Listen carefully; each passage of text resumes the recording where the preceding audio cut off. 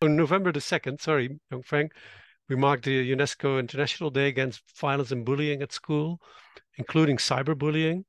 The theme of this year has been mental health. Why? And how do violence and bullying affect learners' mental health? So the first question about the theme of the International Day Against Violence and Bullying at School, including cyberbullying. So this International Day was declared by UNESCO in 2019 to recognize that school-related violence in all its forms is an infringement of children and adolescents' rights to education and their health and well-being. So this day is to call on learners, parents, members of education communities, education authorities, and a range of sectors and partners, including the tech industry, to take part in preventing all forms of violence and fostering safe learning environments. So this year, indeed, we highlight the strong links between school health and mental health, school violence and mental health under the theme, No Place for Fear, Ending School Violence for Better Mental Health and Learning.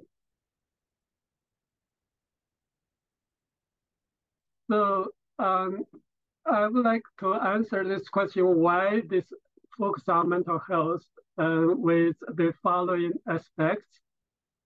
First point to make is just because of the challenges that children and young people face in their mental health and well-being, which are strongly linked to school violence and bullying, including cyberbullying. So let's first remind us of be reminded of a few data points about mental health of adolescents published by the World Health Organization in November 2021. So this data is quite recent.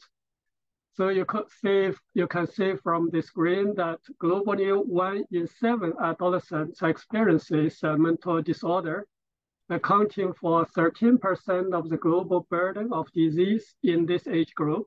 Sorry, Yongfeng, we cannot see it on the screen. Now we can. That's great. Thank you. Yeah. And depression, anxiety, and behavioral disorders are among the leading causes of illness and disability among adolescents. Suicide is the 4th leading causes of death among 15 to 29-year-olds. And the consequences of failing to address adolescent mental health conditions extend to adulthood, impairing both physical and mental health and limiting opportunities to lead fulfilling lives as adults. So, and the second point to make is that mental health and well-being is important for education and learning. It's already mentioned by our previous speakers.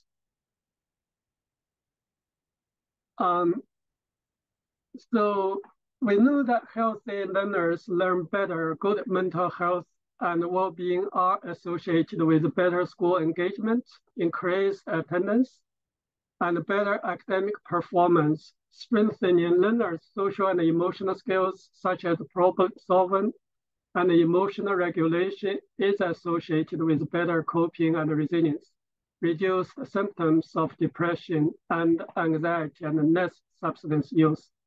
And conversely, poor mental health and well-being and the experience of mental health conditions contribute to underachievement, absenteeism, disruptive classroom behavior, and school dropout. And the global learning crisis is due not only to inadequate investment in teachers and school infrastructure, but also to lack of attention to the well-being of children and adolescents, which has been exacerbated by the COVID-19 pandemic. And investing in mental health and well-being will ensure that learners thrive at school, which with repercussions into adulthood, including positive impact on next generation. And the next point to make is that violence, especially sexual violence and bullying, are recognized risk to mental health. So this has been very well said by Frida and Nicholas, and I'm not going to repeat all this data presented, especially by Frida just a while ago. And just like to highlight that the impact of violence on mental health is not only affect the victims, perpetrating violence is also associated with poor mental health, with evidence that children with emotional and behavioral disorders can engage in aggressive behaviors. And also teachers may also experience or witness violence and may report stress and fear at work and in a violent environment. And preventing and responding to school violence, including bullying, both offline and online and gender-based violence, can have a direct impact on the protection of learners, their mental health, and in turn, their learning. And finally, we feature this theme on mental health and school violence. Violence is also because we believe that schools are well placed for supporting mental health and well-being.